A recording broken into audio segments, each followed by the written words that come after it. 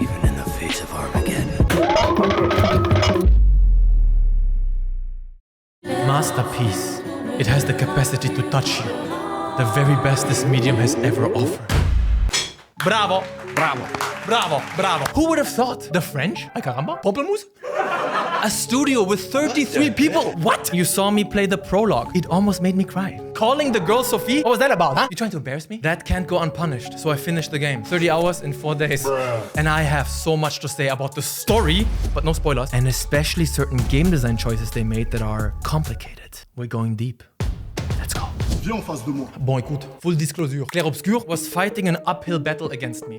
The cards were stacked against it, for real. Turn-based RPG, you got this overworld and you walk towards enemies and get teleported to a combat arena. The only games I played that are similar to this are maybe Pokemon, but this whole JRPG stuff, it has never been for me. Huh? Grandia, Dragon Quest, Final Fantasy, it's the type of stuff my brother always played. And obviously I had to define myself as the opposite of that. So I played GTA, Call of Duty, Gears of War, Viva Pinata, the cool stuff. It is only because of the darn cool setting and premise that I decided, Randon, jump over your own shadow. Be open-minded, be a cup, be water. And thank God I did, cause bro, do you even need me to say it?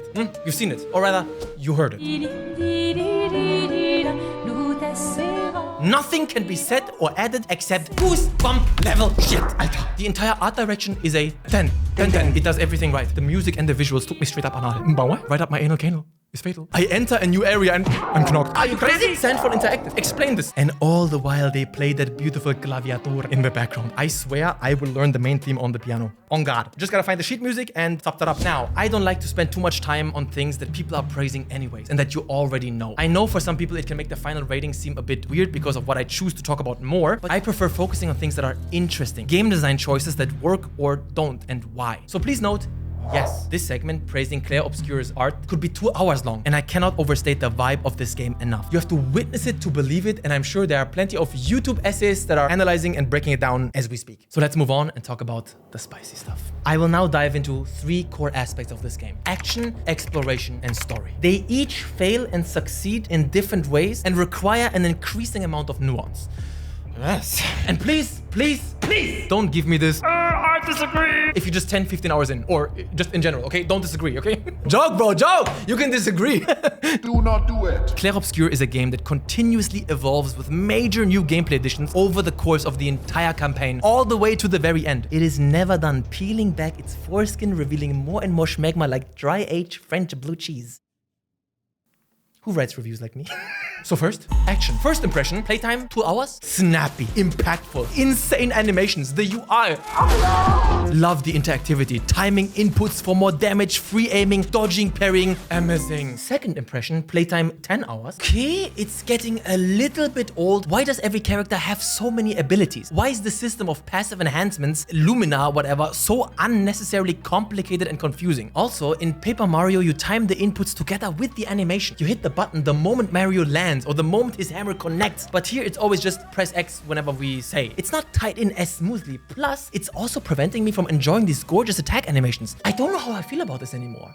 Third impression, playtime 10 to 25 hours. This is the longest lasting one and the majority of my playthrough. Love it, love it, love it, love it. This is brilliant. I first made the mistake of trying to assign roles like tank, healer, damage dealer to different characters, but no, this game is all about synergy, bro. You have to find the right abilities and the right attack order to maximize your damage output. Dude, I'm telling you, the amount of hours I spent on the skill menus is ridiculous and maybe not even intended. I treated this like a PhD dissertation. First, I used this attack to add fire damage. Then I use this attack to get her in that stance. That damage will cause this. And boom, boom, boom, and this and this and that. And it's simple if you want it to be, but you can fine-tune that shit in awesome ways. And finally, finding that perfect sequence of attacks is so satisfying when it's all just starting to flutch off my fingers. My go-to gang, by the way, is all girl power. Ciel, it's my favorite. And final and fourth impression, playtime 25 to 30 hours. routine. Once I found that perfect strategy, I just repeated it ad infinitum, and it always worked. It made combat lose some of its appeal, and towards the end, I did skip some fights because it was starting to get repetitive a little. Overall though, I think it is a lot of fun, and it also lives off the crazy enemy variety, who all have unique attacks and require you to learn new parry timings. And this enemy variety leads me to the second aspect I will discuss: exploration. Adventuring through this world is an absolute joy. It opens up more and more in ways that you can't even imagine. You can't. Legit. Honestly, it took my breath away. But we also have trouble. Not big trouble, but trouble. Medium rare. Significant. Clair Obscur makes two interesting design choices. No journal where it keeps track of your quests, and no map. You have a world map, but the individual areas you explore don't. Okay, listen, I respect that. That is brave. These are standard things gamers are used to. And the craziest thing is, it works.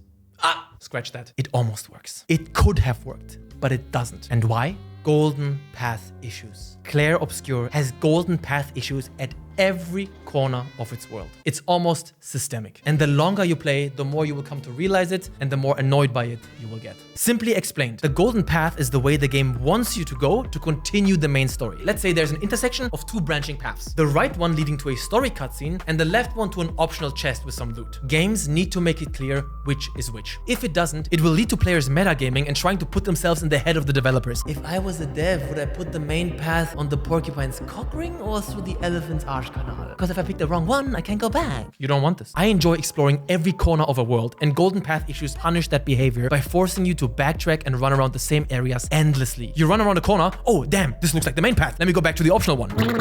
Actually, this looks like the main path. Gotta go back. Wait, actually, this is the... No good. This happens from start to finish at every location in this game. Some games find simple and clean solutions like Dead Space. Some do it with environmental storytelling or characters focusing on where they need to head, commenting on it. Clair Obscur doesn't do any of that, and it harms its sense of exploration significantly. So much of it is dead air, empty, running back and forth, trying to figure out which one continues the story, which one is optional. It is annoying. It's wasting your time. On top of that, the lack of a journal also only mostly works.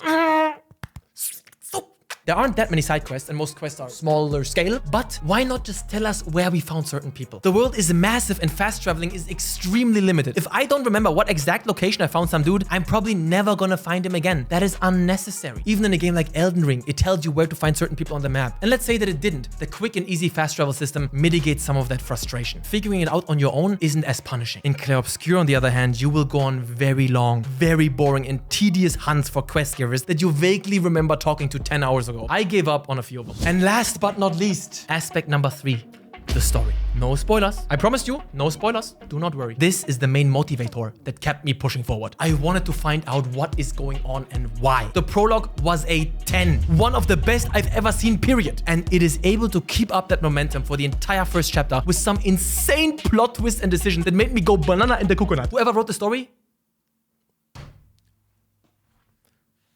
Smart. Unpredictable and highly engaging. The writing, the characters, the bonding, the cutscenes, it's all top tier. And then, for a very long time, you get tasked with busy work and distractions that let out a lot of the air of these premium tires. It feels like there are about 100 filler episodes. And when something major finally does happen, it leaves you with more questions than answers. And towards the end, I'm telling you, the story almost lost me. It was touch and go at some point. I was screaming at my TV like, what does it say? Where is it? What's it all about? Damn it, don't keep us in suspense. This has been a complete fucking nightmare. What the fuck is going on?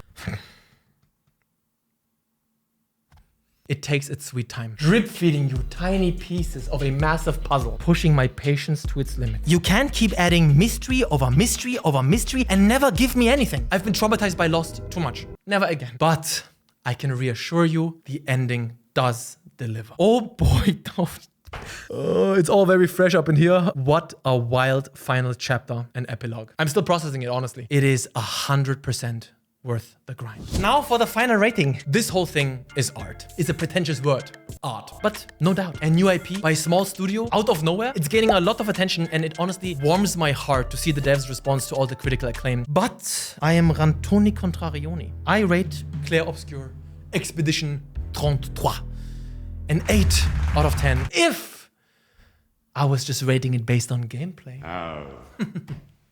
But I'm not. Got you, didn't I? Sit down.